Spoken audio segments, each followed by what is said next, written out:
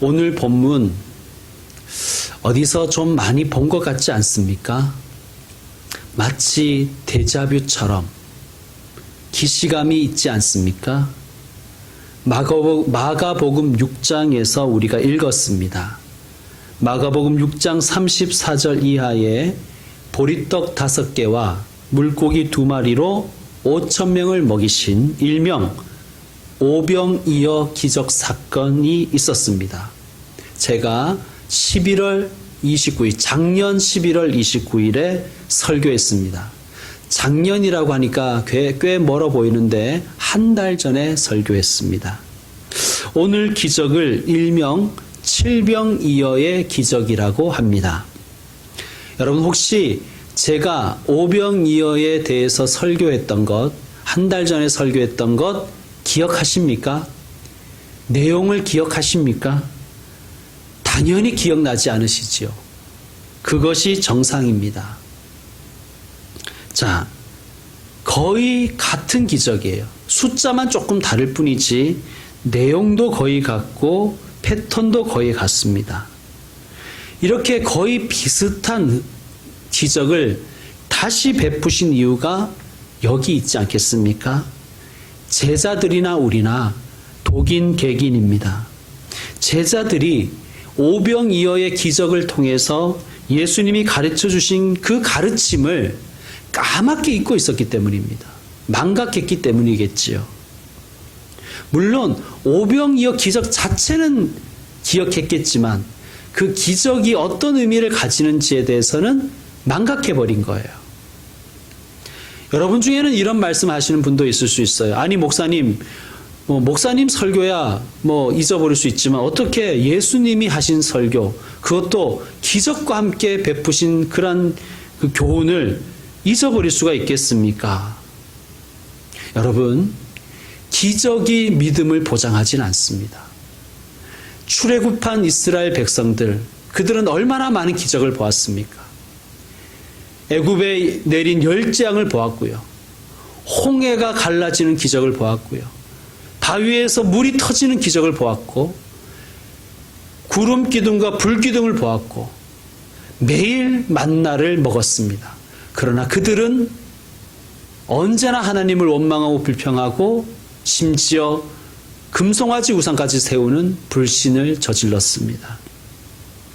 여러분 오늘 말씀 조금 더 내려오시면, 오늘 말씀에서 조금 더 내려오셔서 14절부터 보시면요, 14절에서 21절을 보시면 제자들이 별로 안 변했다는 것을 알 수가 있습니다.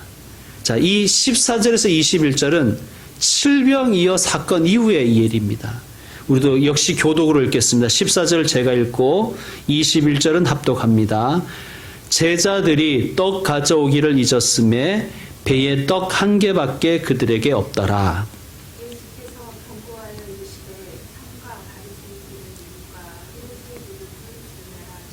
제자들이 서로 수군거리기를 이는 우리에게 떡이 없음이로다 하거늘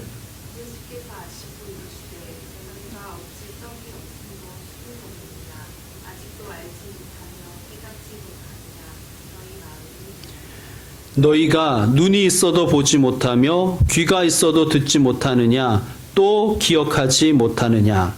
내가 떡 5개를 5,000명에게 떼어줄 때 조각 몇 바구니를 가져왔더냐. 또 7개를 4,000명에게 떼어줄 때에 조각 몇 광주를 거두었더냐. 이르되 7이니이다. 이르시되 아직도 깨닫지 못하느냐 하시니라. 아멘. 이것이 제자들의 수준이었어요. 오병이어의 기적과 칠병이어의 기적을 모두 경험한 후에도 그냥 이 정도였습니다. 예수님이 화를 내시잖아요. 화를 내셨는지 안 내신지 모르지만 저는 예수님의 표정이 화가 좀 나신 것 같아요. 아직도 알지 못하며 깨닫지 못하느냐. 너희 마음이 둔하냐? 너희는 눈이 있어도 보지 못하며 귀가 있어도 듣지 못하느냐? 또 기억하지 못하느냐? 주님은 이렇게 말씀하시고는 그냥 지나가 버리신 것이 아니라 참 놀라우신 우리 주님은 계속해서 반복 교육하시는 거예요. 여러분, 교육의 기본은 반복이지 않습니까? 깨진 유리창 이론 혹은 깨진 유리창 법칙이라는 것이 있습니다. 범죄학자 제임스 윌슨과 조지 켈링이 1982년에 만든 개념인데요. 그들은 이런 실험을 했습니다. 뉴욕 어느 치안이 아주 허술한 골목에 차 2대를 세워두었습니다. 둘 다 보닛을 열어두었고요. 그런데 한 차에는 뒷창문을 깨뜨려 두었습니다.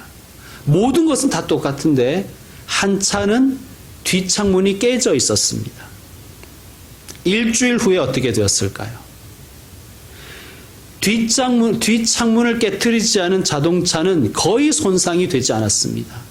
그러나 뒷창문을 깨뜨린 채 놓아둔 차는 그 안에 쓰레기가 잔뜩 들어가 있고 또 차는 다 찌그러져 있고 배터리를 비롯해서 온갖 부품은 다 뜯겨져 있고 차는 폐차의 수준이 되었다고 합니다. 이것이 브로큰 윈도우, 깨진 유리창 이론입니다.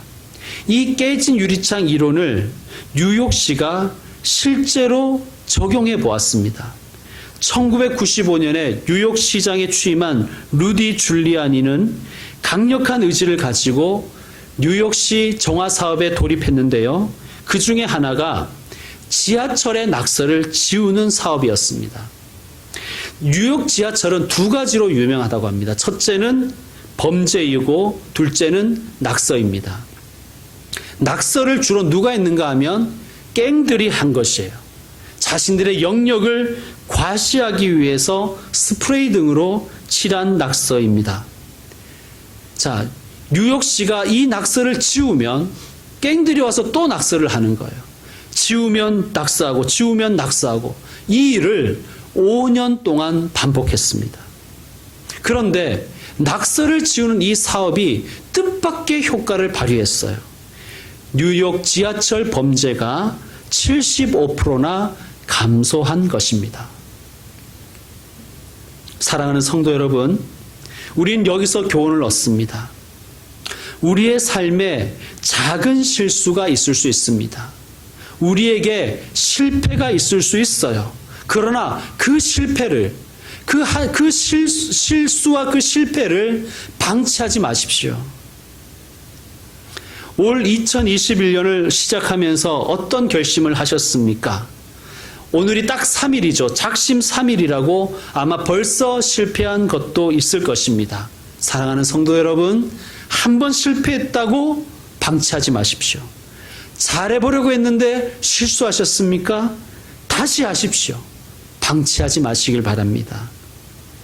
특별히 영적 실수나 신앙생활의 실패를 그냥 방치해서는 안 됩니다. 한 번의 실패나 실수를 그냥 방치하면요, 2번, 3번은 쉽고요. 거기에 마귀가 틈을 타서 다시 회복하기가 어렵게 만들어 버립니다. 여러분, 우리가 학창 시절을 뒤돌아보면 한 번의 실수나 실패를 그냥 방치한 결과 그 과목을 혹은 그 시험을 심지어 그 학년을 통째로 포기한 그러한 경험들이 있으실 것입니다.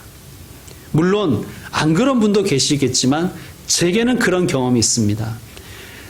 고등학교 1학년 때 수학 담당 선생님이 제가 보기에는 너무 실력이 없고 별로였습니다. 너무 마음에 안 드는 거예요. 그리고 또 우리가 이런 자만심 있잖아요. 고등학교 1학년 1학기 수학은 쉬울 것이다, 이렇게 생각하고 수학은 혼자 해야 되겠다, 그렇게 생각했습니다.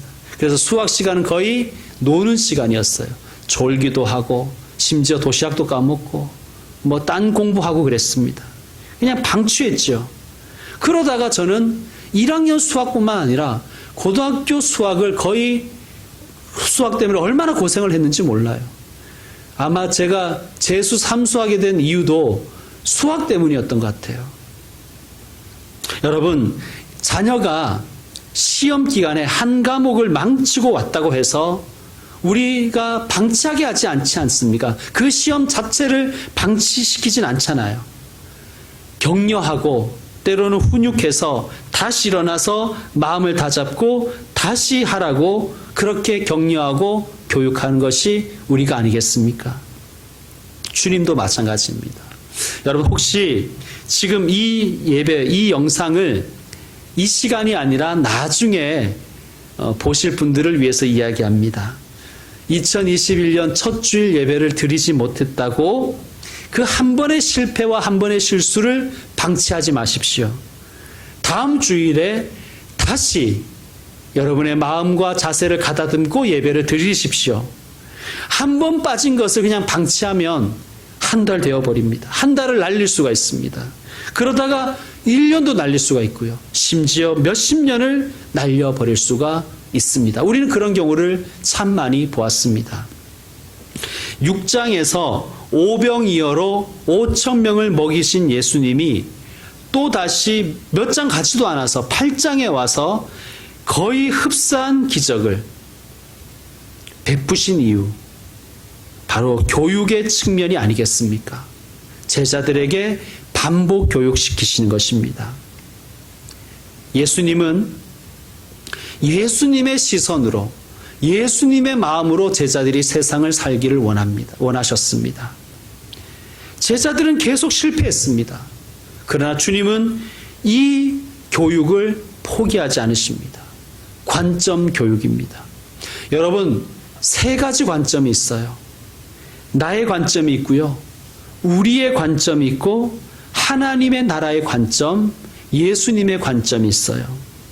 예를 들어서 지금 제가 넥타이를 하고 있는데요. 제가 아침에 골라서 직접 거울을 보면서 제가 맨 것입니다. 제 관점에서 보기에는 괜찮았습니다. 좀 괜찮습니다. 그런데 만약에 아내의 관점으로 보니 색깔이 별로일 수도 있고 아예 비뚤어져 있을 수도 있지 않습니까? 그럴 때 나의 관점만 고집하면 발전이 없는 거예요. 우리의 관점을 존중할 때 우리의 삶에 나아짐이 있는 것입니다. 여러분, 그런데 여기서 한 발자국 더 나가서 나의 관점, 우리의 관점 위에 예수님의 관점이 있습니다. 나도 괜찮고 너도 괜찮고 우리는 괜찮은데 예수님 시선으로 보기에 안 괜찮은 것이 있습니다. 그럼 어떻게 해야 됩니까? 내 관점, 우리 관점을 고집해야 됩니까? 아니면 예수님의 관점, 하나님 나라 선교의 관점을 우리가 우리의 관점으로 받아들여야 됩니까? 당연히 예수님의 관점을 가져야 되고 하나님의 시선을 품어야 될 줄로 믿습니다. 여러분, 작년에 우리는 또 교회라는 뉴스를 얼마나 많이 들었습니까? 그동안 교회는 좁은 우리의 관점에 매몰되어 있었습니다. 목사의 관점 혹은 좁은 교인들의 관점에 매몰되어 있었습니다. 그저 우리 교회, 내 교회, 우리 예배, 우리 모임 이것밖에 몰랐습니다. 그런데 이것이 이기주의가 되어버린 거예요. 교회는 이제 나의 관점, 우리의 관점을 넘어서 예수님의 관점, 하나님 나라 선교의 시선을 가져야 될 줄로 믿습니다. 나의 관점만을 고집해서는 안 됩니다. 우리의 관점만을 고집해서는 안 될 것입니다. 어떤 일들을 생각할 때 하나님 나라 선교의 관점으로 바라봐야 되고 예수님의 마음으로 그 일들을 생각해야 될 줄로 믿습니다. 현장 예배, 대면 예배를 강행하는 교회들이 아직도 있다고 합니다. 심지어 식사도 한다고 해요.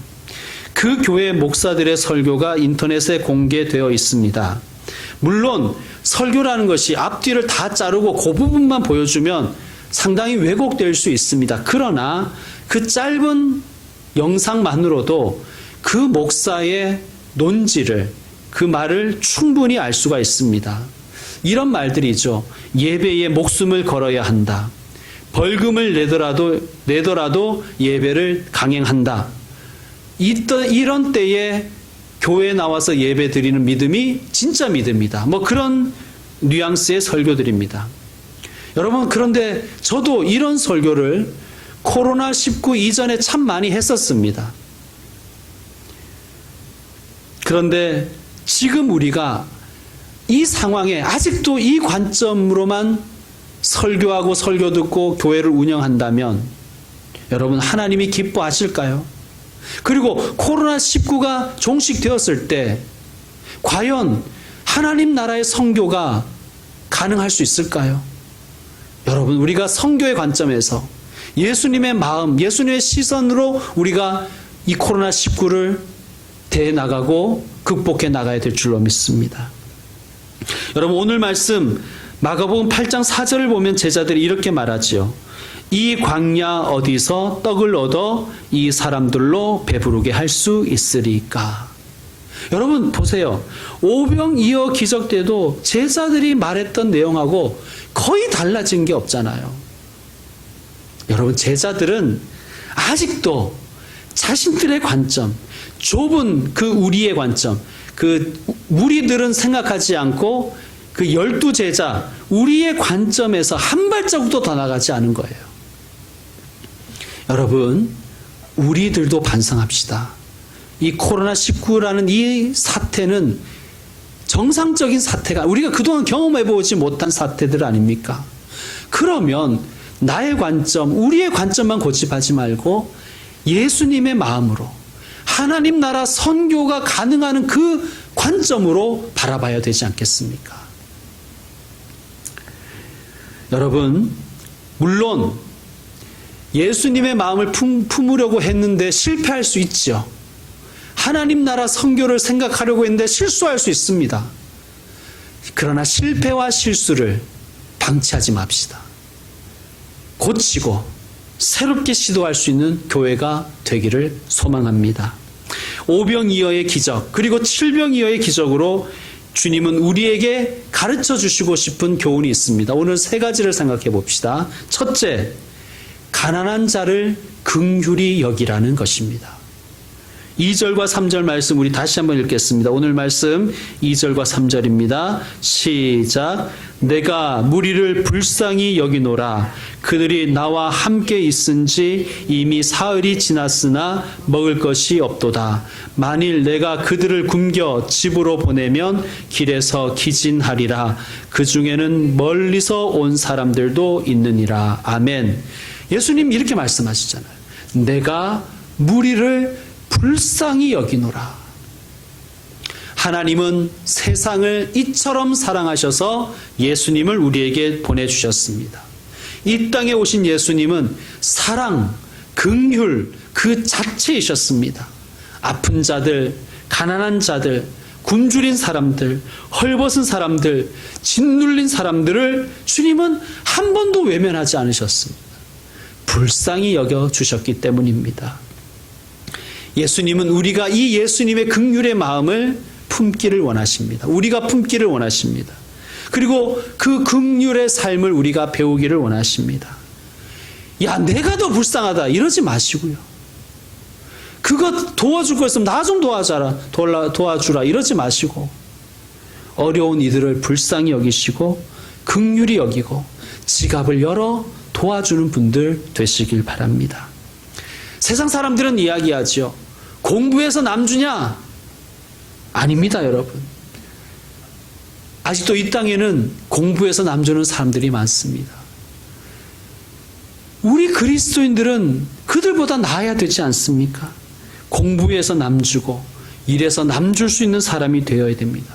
혼자 다 차지해서 그냥 5,000명분 다 빨아먹겠다 그러지 마시고 혼자 다 먹겠다고 그러지 마시고 예수님 제가 열심히 공부하고 열심히 일해서 5,000명을 먹일 수 있는 아니 단 5명이라도 먹일 수 있는 하나님의 사람이 되게 해 주십시오. 우리가 그렇게 기도하고 실천해야 되지 않겠습니까?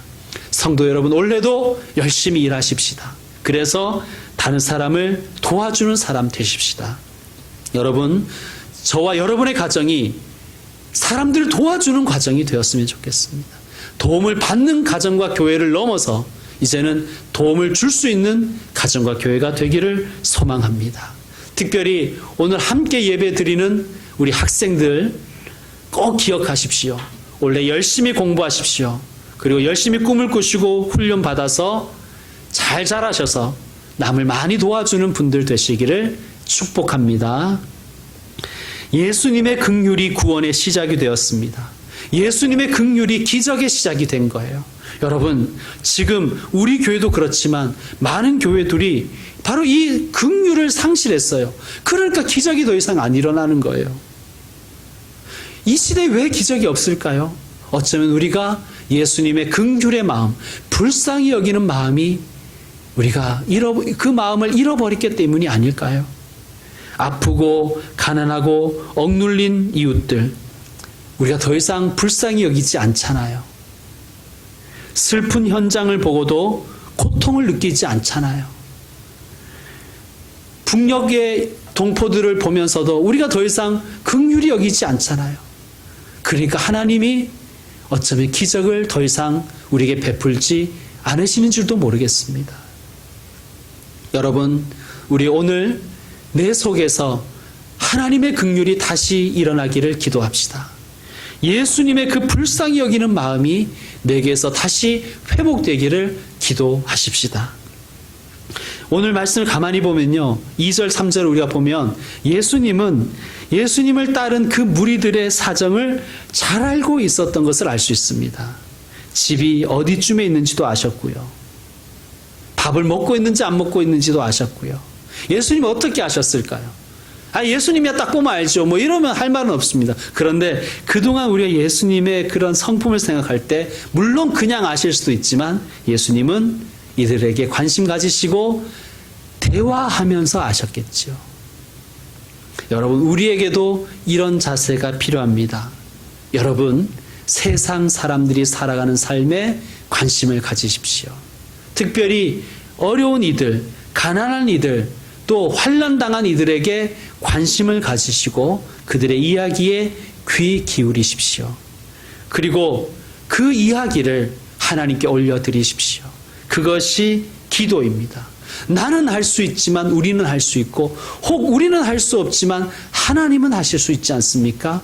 그 이야기를 우리와 나누고 또 하나님께 올려드리는 그러한 기도의 사람 되시기를 축원합니다. 자, 계속해서 오병이어의 기적, 또 칠병이어의 기적을 통해서 예수님이 가르쳐 주시는 교훈은 둘째로 청지기 의식을 가지라는 거예요. 오늘 말씀 6절을 다시 읽겠습니다. 여러분이 한번 읽어주십시오. 6절 말씀입니다. 시작.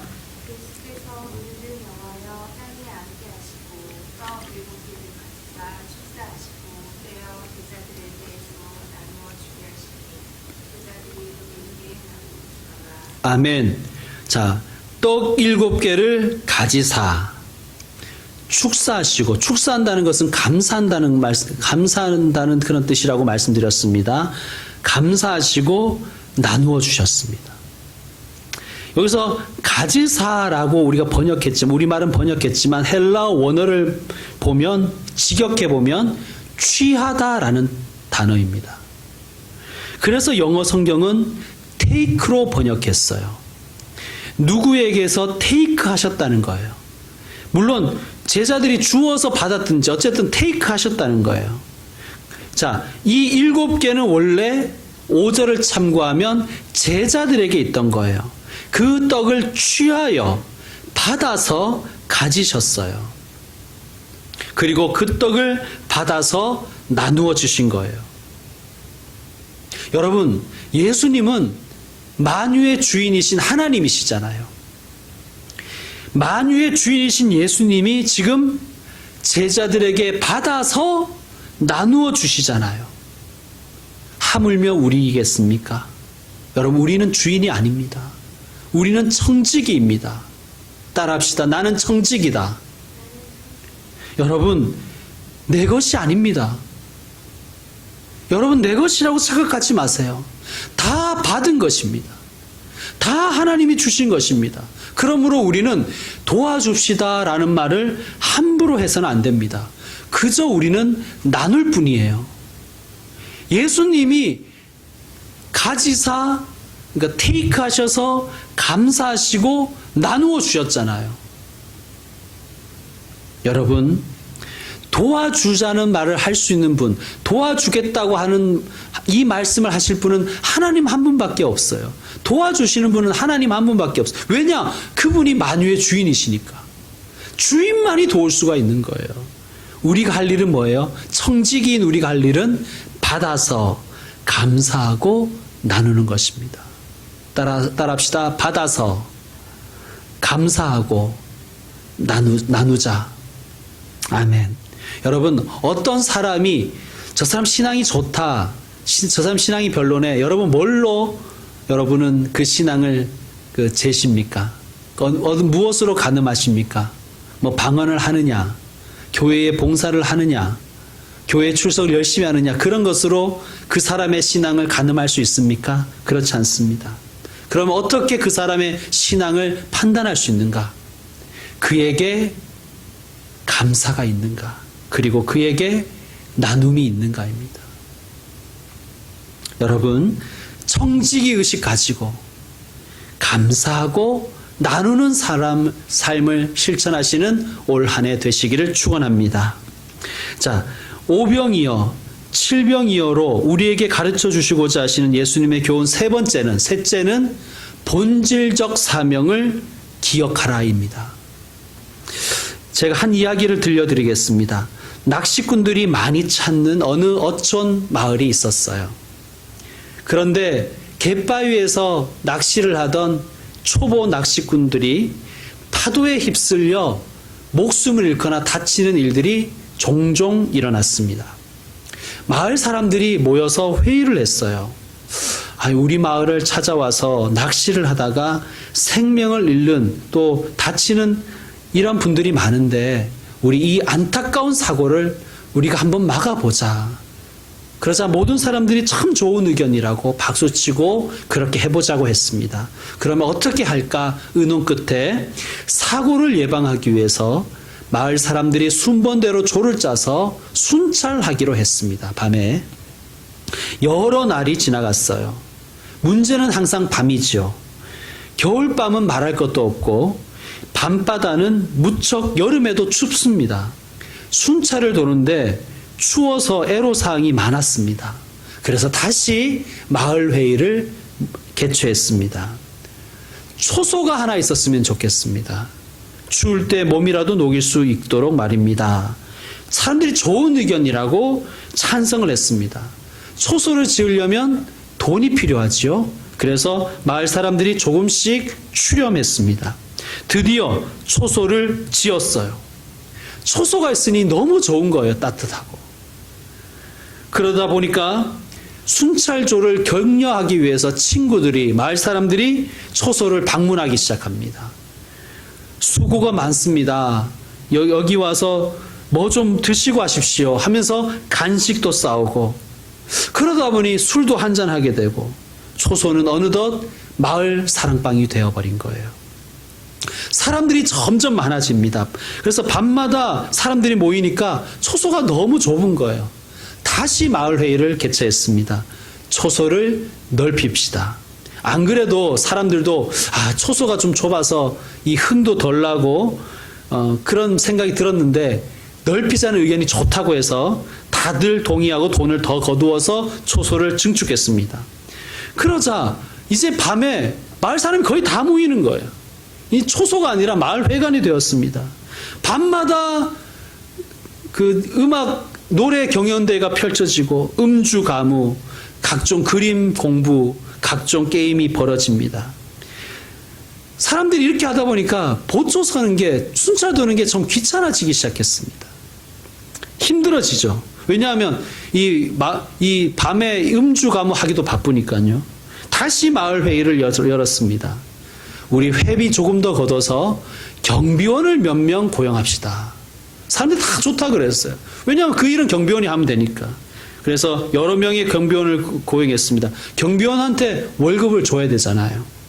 그래서 마을 회관이 된 초소에도 경비가 들어가고, 밤마다 모여서 음주가무를 즐기는데도 돈이 들어가고, 경비원들에게도 월급이 들어가게 되었죠. 그러니까 이게 생각보다 돈이 많이 들어가는 거예요.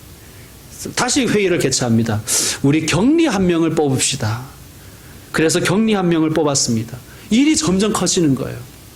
그런데 그 격리가 돈을 들고 날랐습니다. 마을 사람들이 싸움이 난 거예요. 네가 잘했니 내가 잘했니.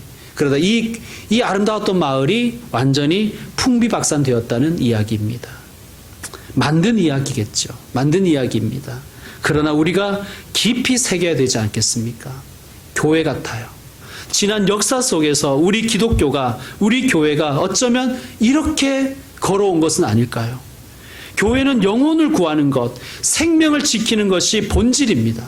이것이 본질적 사명인데 여기에 이것을 기억하고 관심을 쏟아야 합니다. 그런데 그동안 교회는 이 어촌 마을처럼 초소 짓고 사랑방 늘리고 사람 고용하는 일에 너무 힘을 쏟아버렸습니다. 그러다가 원래 해야 되는 일, 기억해야 하는 일, 영혼을 구원하는 그 일, 생명을 지키고 구하는 그 본질적인 사명을 망각한 것입니다. 이제 말씀 정리합시다. 실패했다고, 실수했다고 방치해서는 안 됩니다. 영적 실수, 영적 실패를 방치해서는 안 됩니다.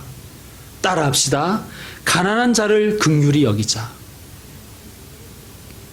성도 여러분, 긍휼이 구원의 시작입니다. 또 따라합시다. 나는 청직이다. 성도 여러분, 내 것은 없습니다. 다 주님이 주신 것입니다. 우리가 할 일은 받아서 감사하고 나눌 뿐입니다. 그러므로 올해 주님을 위해서, 이웃들을 위해서 여러분의 지갑을 여시길 바랍니다. 또 따라합시다. 본질적 사명을 기억하자. 영혼을 구원하고 생명을 지키는 일에 주님의 손과 발이 되는 우리 교회 성도들이 되기를 원합니다. 2021년 주님이 세우시는 교회, 주님이 기뻐하시는 성도로 우리가 거듭나기를 주의 이름으로 축원드립니다. 아멘.